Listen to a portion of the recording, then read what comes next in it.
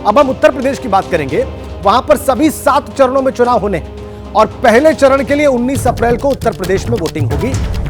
UP में 80 लोकसभा सीटें हैं। पहले चरण में 8 सीटों पर मतदान होना है और सभी के नतीजे जैसा कि हमको मालूम है 4 जून को सामने आएंगे। सबसे तेज और सबसे सटीक नतीजे 4 जून को आप एबीपी न्यूज पर देखेंगे।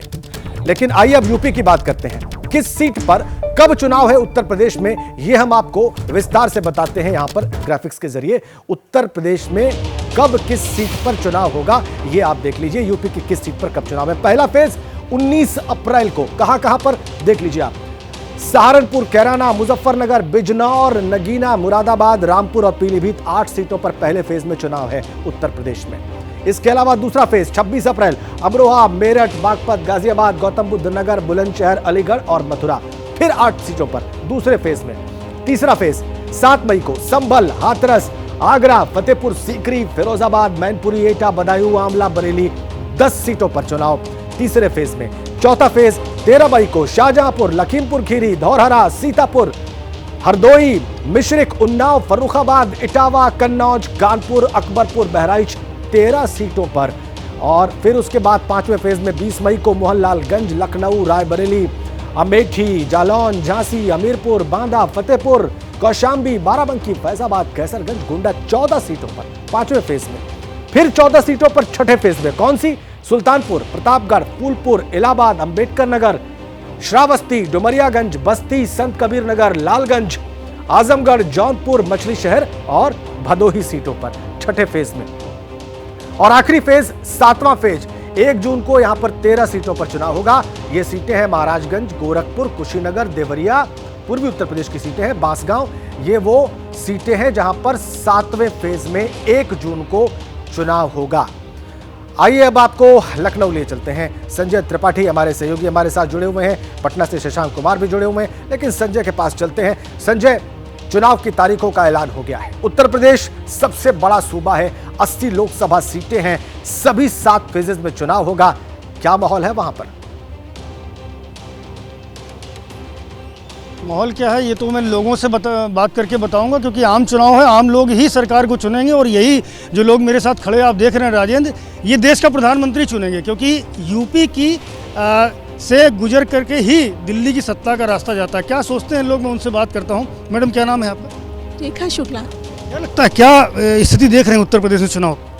उत्तर प्रदेश में जो स्थिति है उससे तो यही लग रहा है कि अब दोबारा हमारे देश में भाजपा की ही सरकार बनेगी। भाजपा की ही सरकार? हाँ, बिल्कुल बिल्कुल। क्यों? बिल्कुल सहमत हूँ, क्योंकि मोदी जी ने इतना ज़्यादा विकास बढ़िया चल रहा है देश की जो स्थिति, और वर्ल्ड में जो प्लेस आ गया इंडिया का, और हर चीज़ में देखिए, हर चीज़ में विकास हो रहा है।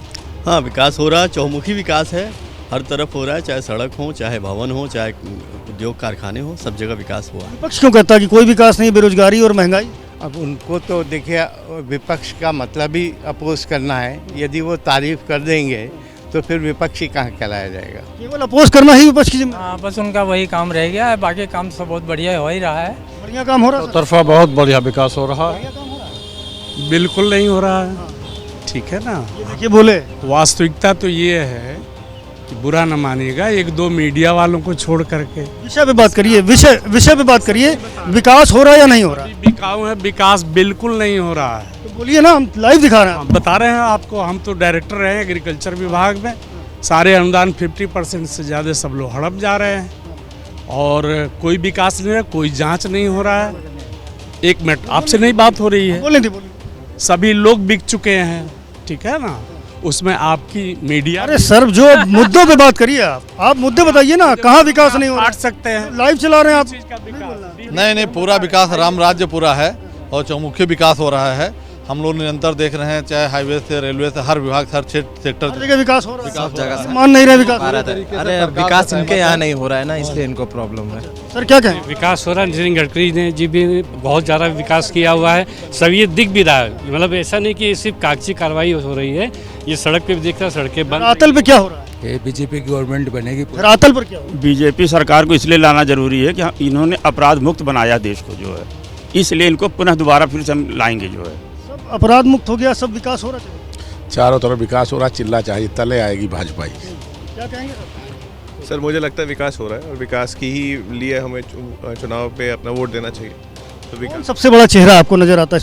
हमारे यूपी में योगी जी हैं और नेशनल लेवल पे मोदी जी। चुनाव नेशनल लेवल का हो रहा है? हाँ, तो मोदी जी सबसे पहले। हाँ जी, मोदी जी का चेहरा बड़ा है, विकास हो रहा है, ज़्यादातर लोग सहमत है इस बात से। ये अलग बात है कि भाई साहब का कहना है विकास नहीं हो रहा है और कई उदाहरण भी दे रहे हैं। तो राजेंद्र, ये लखनऊ की जनता है, राजधानी की जनता है, और उत्तर प्रदेश में जैसा आपने बताया कि 7 के 7 चरणों में चुनाव होगा। पिछली बार भी 2019 में 7 चरणों में चुनाव हुआ था, लेकिन उत्तर प्रदेश का चुनाव जो है राजेंद्र वो चौंकाता है।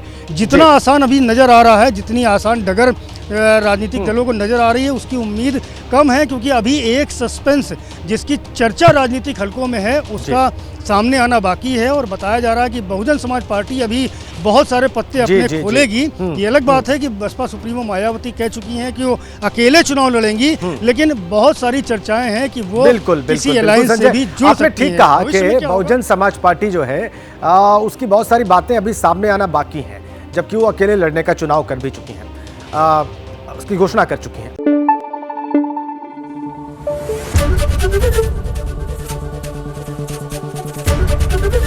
एबीपी न्यूज आपको रखे आगे।